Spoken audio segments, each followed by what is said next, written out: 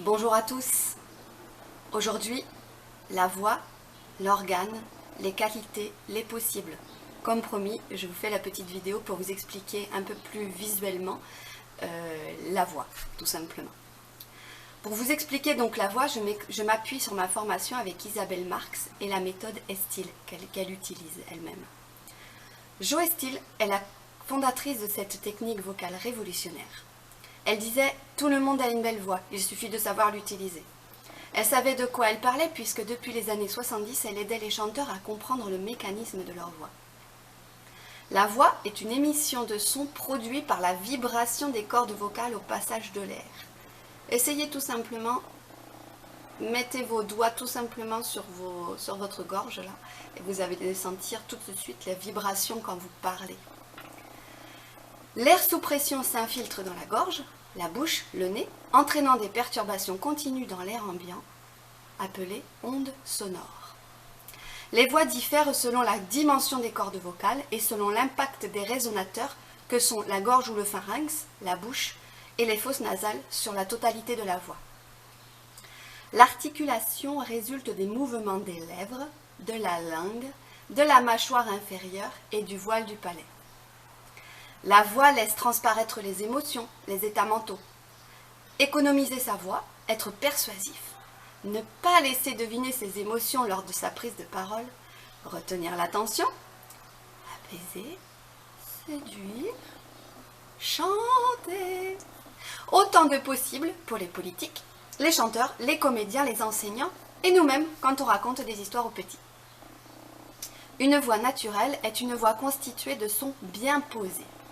Son éducation artistique recouvre la pose de la voix, exercice de respiration,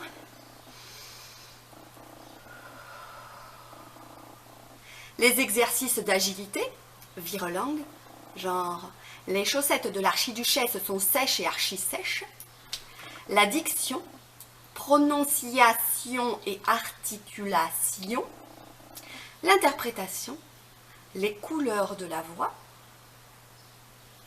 la posture, maintien du dos, de la nuque, des épaules et des reins, et l'usage d'un ou deux mécanismes laryngés. Si le pharynx et la cavité buccale sont fixes, le larynx, lui, ne l'est pas. Il se déplace de haut en bas pendant l'émission d'un son. Il s'élève pour les sons aigus, par exemple si vous êtes content, et s'abaisse pour les sons graves, par exemple si vous êtes triste. Revenons à Jo Estill. Sa méthode est fondée sur des recherches scientifiques et utilisée par des professeurs de renommée internationale, des coachs vocaux et des chanteurs partout dans le monde. Dans la méthode Estill, il n'y a pas de jugement esthétique de la voix, il y a simplement différents moyens de l'utiliser. Il s'agit de bien connaître son propre instrument vocal et d'apprendre à s'en servir techniquement.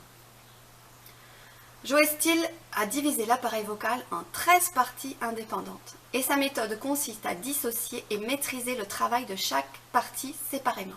Une fois ce travail de dissociation acquis, elle propose des combinaisons précises des différentes positions de ces 13 parties afin de fabriquer des recettes qui produisent 6 qualités de voix différentes. La voix parlée, notre voix de tous les jours, sans aucun changement de ton. La voix falsetto, c'est une voix douce utilisée pour chanter les berceuses. Ça ressemble à un soupir. Carla Bruni ou Étienne Dao chantent ainsi. La voix twang, une voix nasale, orale. Le parler américain par exemple, un parler fort des grands espaces. Les chanteurs de country chantent ainsi. La voix sob plutôt. Ça ressemble à des pleurs, des lamentations. Là, le larynx est très en bas. La voix d'opéra, pas besoin d'exemple, je pense. Et la voix belting. C'est la voix de Céline Dion, Christina Aguilera, Maria Carey. Des voix très fortes. Et je suis bien incapable de vous faire une démonstration aussi. Les cordes vocales commencent et arrêtent le son. J'utilise les cordes fines pour faire un son haut et les cordes épaisses pour faire un son grave. L'attaque glottale ou premier son est selon la voix désirée, c'est-à-dire si je veux faire un son net, les cordes sont fermées et vont s'ouvrir d'un coup sec pour laisser passer le son.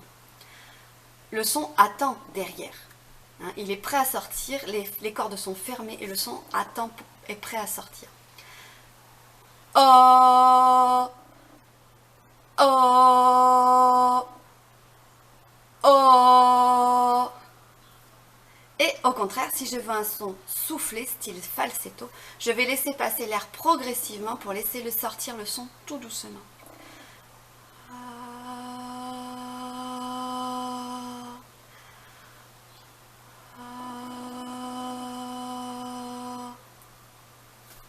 Pour raconter des histoires et interpréter des personnages, je peux aussi utiliser des filtres.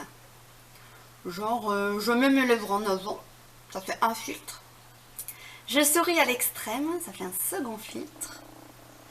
Je mets ma mâchoire inférieure en avant, un nouveau filtre. Je mets ma mâchoire inférieure en arrière, encore un autre. Je positionne ma langue en haut du palais, les collée au palais pour parler, c'est pas facile, mais c'est rigolo. Et puis la langue en bas, un autre filtre encore.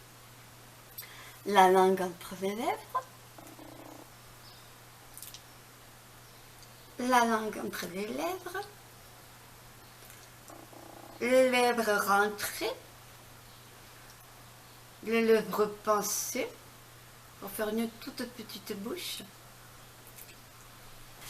Et un petit dernier que j'aime bien, pour le plaisir, c'est le slacking. Le slacking, c'est le fait de faire claquer ses cordes vocales. Ça sert par exemple à faire le crapaud.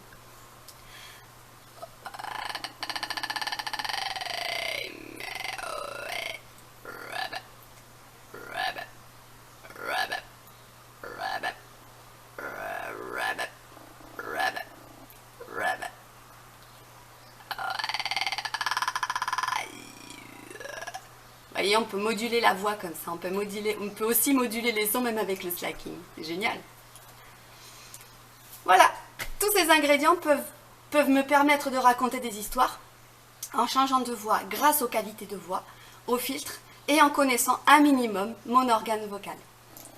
À vous maintenant d'expérimenter, de découvrir ou redécouvrir votre organe et tous les possibles pour prendre et donner du plaisir et de la joie dans l'échange avec les enfants. À très bientôt.